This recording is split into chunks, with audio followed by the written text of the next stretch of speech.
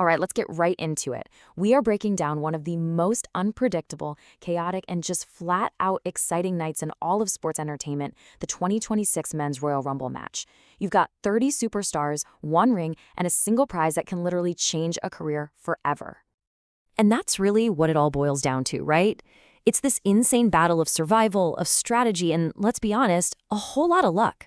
Every single person who walks down that ramp truly believes they are the one. But only one gets to punch their ticket to the main event of WrestleMania. The stakes just don't get any higher than this. So, just in case you're new to this whole thing, you gotta understand, the Royal Rumble is not just another match. Oh no. This is the official kickoff, the starting pistol for the road to WrestleMania, which is WWE's Super Bowl. Winning this match means you get a guaranteed championship shot on the biggest stage of them all. Now, the rules are kind of beautiful in how simple they are, which is exactly what makes it so crazy. You get two superstars to start things off, then a new person comes out every couple of minutes. The only way you're out is if you get tossed over the top rope and both of your feet touch the floor. That's it. Sounds simple, right? Well, in practice, it is absolute total mayhem. The last one standing gets it all. Every Rumble has to start somewhere, and it always begins with the two absolute toughest spots in the entire match. Numbers 1 and 2. I mean, think about it. These guys have the longest, most brutal path to victory.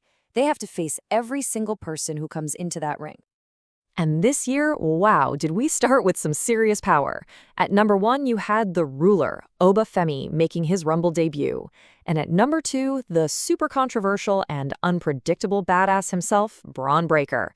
And get this, there were even rumors swirling, pushed by Paul Heyman, that the whole draw was rigged just to stick Breaker in this impossible spot.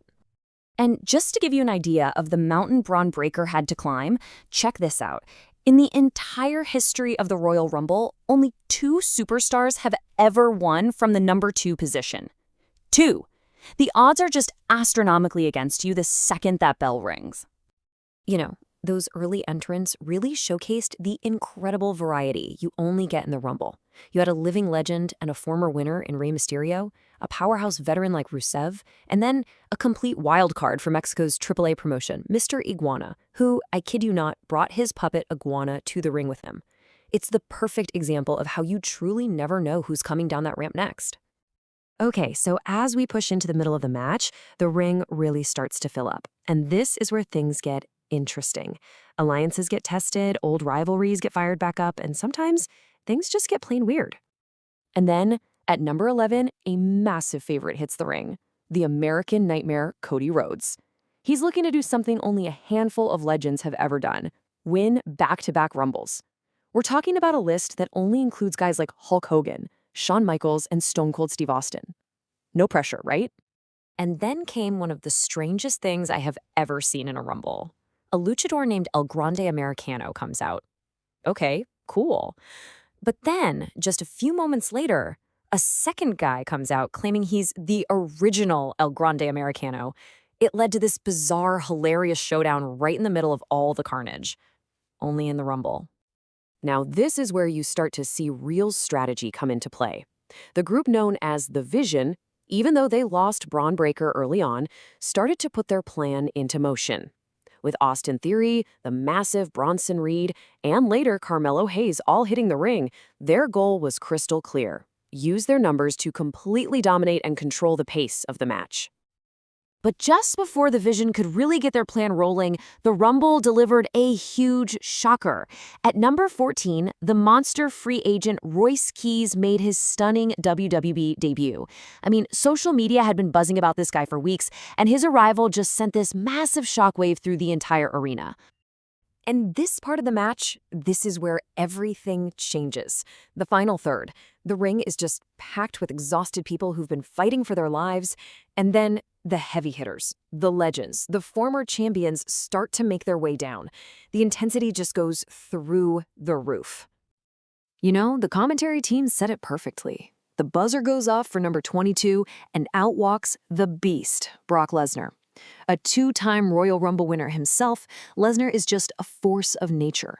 His arrival meant one thing and one thing only. A whole lot of bodies were about to start flying over that top rope. At this point, the difference in experience inside that ring was just staggering. You had a guy like The Miz, entering his 17th Royal Rumble. An absolute master of this environment. And in that same ring, you have guys like Dragon Lee, who are in there for the very first time. In a match like this, that experience can be everything. Then, at number 25, the defending champion arrived. Main event, Jey Uso. The man who won the whole thing last year walked in with one goal: go back-to-back. A feat that, like we talked about with Cody, is so incredibly rare and unbelievably difficult to pull off. And just when you thought the field couldn't possibly get any more stacked, you hear that music. At number 29, it's the Viper, Randy Orton.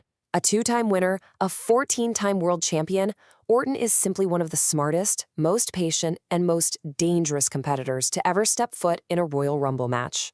So here we are. 29 superstars have entered. We've seen legends, we've seen champions, rookies, and huge surprises. But there is one spot left. The most sought after, the most statistically advantageous position in the entire match. Number 30. I mean, you just can't overstate the advantage of drawing number 30. That superstar gets to walk into a ring filled with guys who've been beating the heck out of each other for almost an hour. They're fresh, they can see who's tired, who's hurt, they can pick their spots. It is, without a doubt, the luckiest draw in the game. And the final entrant is Gunther. In this moment of beautiful, perfect irony, Gunther, who had already been through an absolutely grueling, punishing match earlier in the night, gets the luckiest draw of all. He should have been at the back icing his wounds, but now he holds the ultimate advantage as the 30th and final man. Which leaves us with this final, massive question. The ring is set. You've got Cody Rhodes, Brock Lesnar, Randy Orton, last year's winner Jey Uso, and the completely fresh number 30 entrant Gunther all in there at the same time. With that ticket to WrestleMania hanging in the balance, who on earth survives this chaos and punches their ticket to the main event?